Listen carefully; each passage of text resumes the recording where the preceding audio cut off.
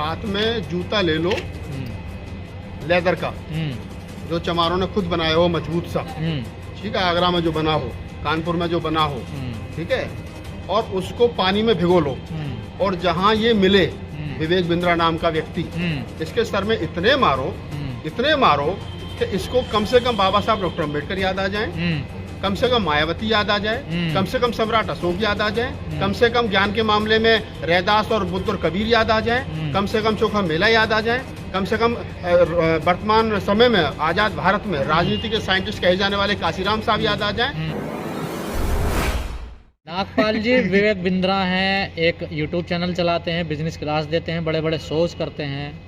उन्होंने एक अभी बयान दिया है कि अगर दलितों को हम शासन देते हैं तो समझो देश का सत्यानाश हो जाएगा, ब्राह्मण जो होता है सब श्रेष्ठ होता है। वो इस प्रकार की एक परिभाषा समझा रहे हैं एक मीडिया चैनल पर। हाथ में जूता ले लो लेदर का, जो चमारों ने खुद बनाया हो मजबूत सा, ठीक है, आगरा में जो बना हो, कानपुर में जो बना हो, ठीक है, और उसको पानी में भिगो लो, और जहां ये मिले विवेक बिंद्रा नाम का व्यक्ति, इसके सर में इतने मारो कि इसको कम से कम बाबा साहब डॉक्टर अम्बेडकर याद आ जाए, कम से कम मायावती याद आ जाए, कम से कम सम्राट अशोक याद आ जाए, कम से कम ज्ञान के मामले में रैदास और बुद्ध और कबीर याद आ जाए, कम से कम चोखा मेला याद आ जाए, कम से कम वर्तमान समय में आजाद भारत में राजनीति के साइंटिस्ट कहे जाने वाले काशीराम साहब याद आ जाए।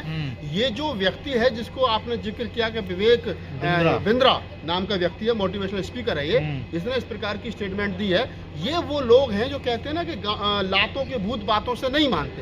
ये मोटिवेशनल स्पीकर है, लोगों को मोटिवेट करता है, और एक इतने बड़े समाज को, मतलब लोगों को मोटिवेट कर रहा है, लेकिन इतने बड़े 90% समाज को डीमोटिवेट कर रहा है। इस बात को इसका मतलब क्या है? वो कह रहा है कि ये जो ओबीसी समाज है, जो शेड्यूल कास्ट है, जो 90% बहुजन समाज है, इसके हाथ में सत्ता सौंप दोगे तो ये काम खराब करेगा। अबे उल्लू के पट्टे, मायावती 5 साल उत्तर प्रदेश की मुख्यमंत्री रही, 4 बार सीएम रही, मांझी रहे, क्या नाम है, और बहुत सारे लोग रहे। अभी ओबीसी समाज का प्रधानमंत्री है देश के अंदर, अभी ओबीसी समाज का प्रधानमंत्री है नरेंद्र मोदी को गाली दे, इसको तो बीजेपी वालों को लतियाना चाहिए।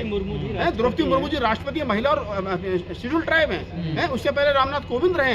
तो ये हरामखोर ऐसे लोग हैं, इनको जितनी गाली दी जाए, जितना गरिया जाए, जितना जुटिया जाए उतना कम है। ये वो लोग हैं जो मनुस्मृति को इस देश के अंदर लागू करना चाहते हैं। इनके दिमाग में मनुस्मृति है, और ऐसे लोग जहां जब और जैसे मिले इनसे अब गरेवान पकड़ करके पूछिए कि ये स्टेटमेंट जो लल्लन टॉप पर बैठ करके तैने दी थी, इसका मतलब क्या है। और अब मुझे तो अभी पता चला, मैं तो पढ़ रहा था इसके बारे में, अभी 2-3-4 साल पहले इसकी शादी हुई थी, और अभी इसका घरवाली से भी कुछ लपड़ा झपड़ा चल रहा है। तो ये तो नारी विरोधी भी है, ये नारी विरोधी। दिसंबर में शादी हुई थी, और 4 दिन बाद जुत्रम पुत्रम होने लगी। तो ये नारी विरोधी हैं, ये दलित विरोधी हैं, ये ओबीसी विरोधी हैं, ये क्या नाम है, गरीब विरोधी हैं, ये पिछड़ा विरोधी हैं। ये सिर्फ एक मानसिकता के लोग हैं, 3% लोग विचारधारा के पोषक हैं, और इनकी ये खा के इनकी चर्बी चढ़ गई है ना। इस देश का बहुजन समाज जब जागेगा तो ये आगे होंगे जूता ये बिंद्रा साहब इतिहास नहीं जानते हैं क्या? वो भाई साहब इतिहास तो जानते हैं, लेकिन ये क्या करते हैं, चेक करते हैं। इनको पता नहीं है कि डॉक्टर अम्बेडकर कौन है। इसी का सहपाठी है माहेश्वरी, संदीप माहेश्वरी इसी का पार्टनर है ना। इसी के दौर में खान सर सफर कर रहे हैं, इसी के दौर में विकास दिव्य कीर्ति सफर कर रहे हैं। विकास दिव्य कीर्ति, ओझा सर, खान सर, जितना बाबा साहब डॉक्टर अम्बेडकर पर मुखर होकर के बोल रहे हैं, क्या इसको पता नहीं है देश के अंदर क्या चल रहा है? इस देश के अंदर जितने बड़े मूवमेंट हुए, क्या बहुजन समाज के या खास तौर से शेड्यूल कास्ट के बिना हो गए? हरामखोर वीडियो बनाया था बाबा साहब पर जो काफी वायरल हुआ था। मैं बता रहा हूँ ना, ये देखिए, मैं हमेशा कहता हूँ ब्राह्मण अकेली ऐसी जाती है, ब्राह्मणवाद एक अकेला ऐसा वाद है, उसको कहीं से भी दबाओ टाइपराइटर की तरह, वो अपने टारगेट पर जाके लगता है। तो इन लोगों का क्या है, इन लोगों का ये है कि वो कुछ भी कह दें, कुछ भी सुन लें, कुछ भी कर लें, बाबा साहब पे कितने अच्छा भाषण दे लें, और तमाम लोगों पे कितने अच्छा भाषण दे लें, राजनीति में आकर के बहुजन समाज पार्टी में मायावती के पैर छू लें, पैरों में बैठ जाए, कुछ भी कर लें, लेकिन जब बात ब्राह्मणवाद की और अम्बेडकरवाद की बात की आएगी तो चुनेंगे ब्राह्मणवाद को ही।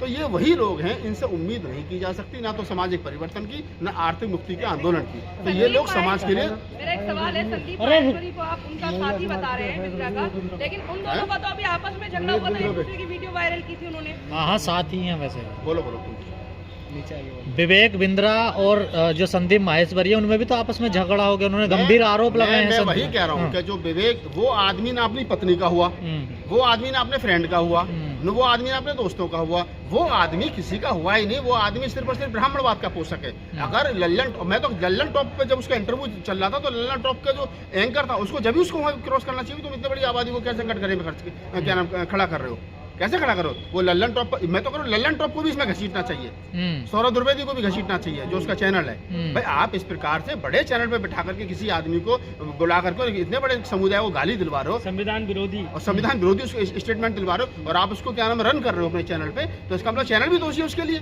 चैनल दोषी कैसे नहीं है? क्या नाम विवेक बिंद्रा को लेकर के अगर वो बोल रहे हैं तो चैनल भी कहीं ना कहीं दोषी है। इस बात को भी आपको समझना चाहिए।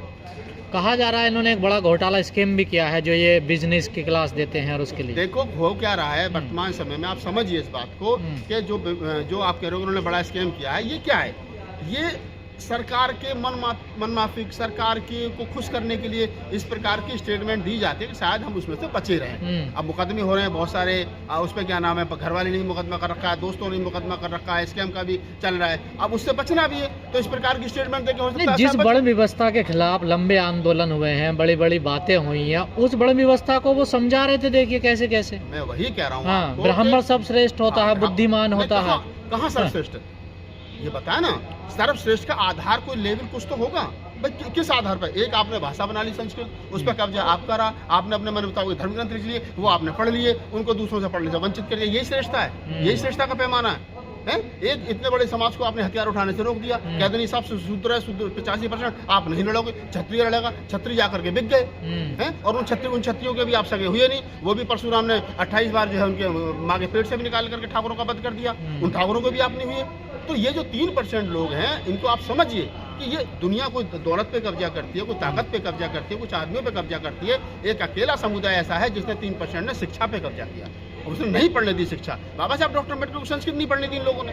तो ये बड़े मनुवादी और पाखंडी लोग हैं, इनको जितना हड़काया जाए, जितना गरिया जाए उतना कम है। और विवेक बिंद्रा के बारे में तो मैं कहूँगा मेरे बदन में आग लग रही है। जहाँ मिले, मैंने कहा कि जूता हाथ में ले लो और दौड़ा दो ढंग से। तो विवेक बिंद्रा ने माफी मांग ली है ट्विटर पे आके, और कहा है किसी बाबा के बहकावे में आ गया था मेरा बेटा। तो स्टेटमेंट विवेक बिंद्रा के पिताजी ने दी थी या बिंद्रा ने दी थी? अगर कत्ल बेटा कर दो और बाप ये कहे कि मैं माफी मांग रहा हूँ तो कानून माफ कर देगा? कह रहे हैं नालायक है मेरा बेटा। हाँ, तो नालायक तो है, तो हम भी कह रहे हैं। ये तो जब पैदा ही नहीं करना चाहिए तो उसके बाप कह रहे हैं कि मेरा बेटा किसी पाखंडी बाबा के बहकावे में आ गया। मैं कह रहा हूँ ना, उसका बाप ही अगर बाबा बागेश्वर धाम को टारगेट किया। हाँ, बाबा बागेश्वर धाम हो या कोई अन्य दूसरा धाम हो, कोई तीसरा धाम हो, चौथा धाम हो, ये जितने धाम और बेधाम घूम रहे हैं, इन सारे धाम और बदामों का सिर्फ एक ही सिस्टम है। देखो, मनुवाद की 2 दवाई, जूता पत्थरों और पिटाई। जहाँ मिल जाओ वहाँ कूटो, सीधी सी बात है। और घर में घुसने मत दो, मंदिरों में इनके में जाओ मत। और इस प्रकार के लोग जो स्टेटमेंट दे रहे हैं, ये जहाँ मिले अभी मुकदमा करवाएंगे, उसको 2-4 FIR होंगे, तो फिर ख्याल में आएगा। भीमा कोरे गाँव नहीं पढ़ा क्या इन्होंने? नहीं, अभी जब 10-5 FIR पूरे देश भर में होंगी, 10-20-50 FIR होंगी, और कभी नागपुर और कभी बुलंदशहर और कभी दिल्ली और कभी गाजियाबाद और कभी रेवाड़ी और कभी भिवाड़ी जाएगा तारीखों पे, तो सारा ब्राह्मणवाद जो है वो ट्रेन में सफर करते करते निकल जाएगा। चमारों से लड़ाई और OBC से लड़ाई महंगी पड़ेगी। और जब ऐसा हुआ है, हमेशा मनुवाद को हारना पड़ा है, हमेशा संविधानवाद और ब्राह्मणवाद हारा, और हमेशा संविधानवाद और अम्बेडकरवाद जीता है।